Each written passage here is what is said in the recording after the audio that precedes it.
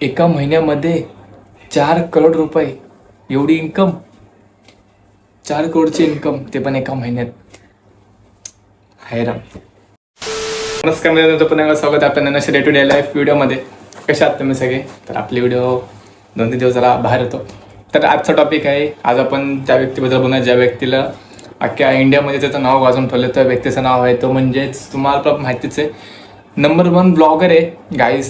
त्याचे ब्लॉग्स मी विचार नाही करू शकत. ज्या टाईममध्ये माझ्याकडे जेव्हा आयफोन होता, म्हणजे आयफोन 5 दादाचा होता माझा, तेव्हा म्हणजे आम्ही सगळे लहान होतो, तेव्हा आम्ही 10वीला होतो. जस्ट 10वी संपून लॉकडाऊनमध्ये गावाला गेलो होतो. आणि त्यात म्हणजे यूट्यूब वगैरे टिकटॉक, त्या टाईमला टिकटॉक आणि यूट्यूब खूप चालायचं, बट माझ्या गोष्टी माहीत नव्हत्या. Saurabh Joshi guys, 1 day 1 blog टाकणारा माणूस. तो आजची त्याची मंथली इन्कम असेल 2 ते 4 करोड त्याची फक्त इन्कम आहे. फक्त इन्कम 2 ते 4 करोड रुपये, ते फक्त एका महिन्यात. इम्पॉसिबल. म्हणजे एखादा बिझनेसमॅन पण नाही कमवू शकत एवढे पैसे. म्हणजे एवढ्या गोष्टी अशा सगळ्या की ते पण ब्लॉगवरून 1 डे 1 ब्लॉग.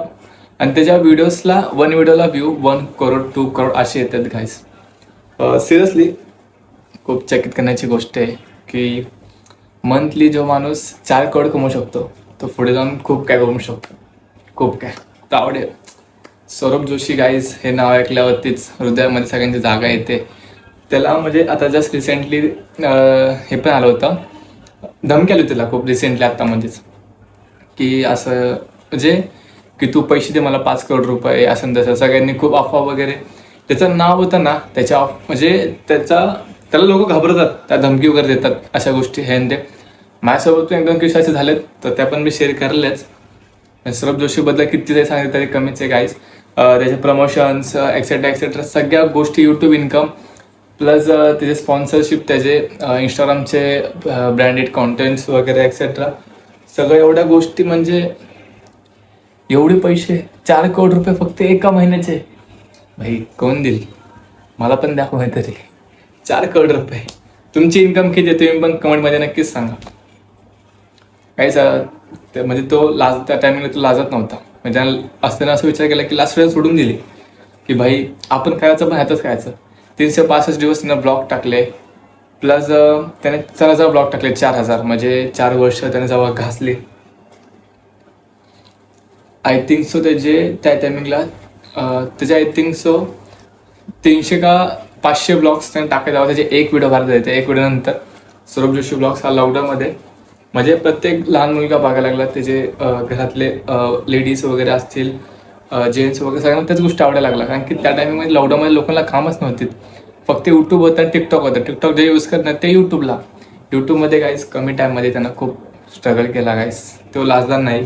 त्याकडे एक स्टँड होता, तो त्या स्टँडवरती अशी व्हिडिओज वगैरे बनवायचा आणि तो त्या पोस्ट वगैरे करायचा. 1 day 1 video. It's not a joke. हे मी पण ट्राय केलं होतं, बट मला पण नाही जमलं. ते खूप हार्ड आहे.